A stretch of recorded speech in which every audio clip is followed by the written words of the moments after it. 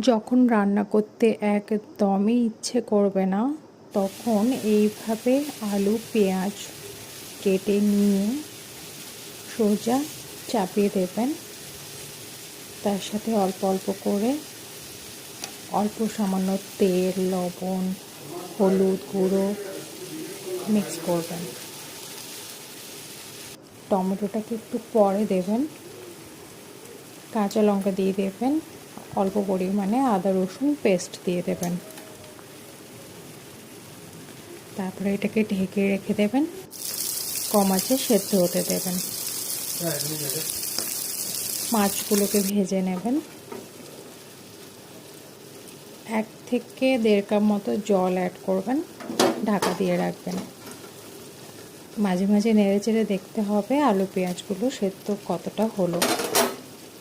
প্রায় অর্ধেকের বেশি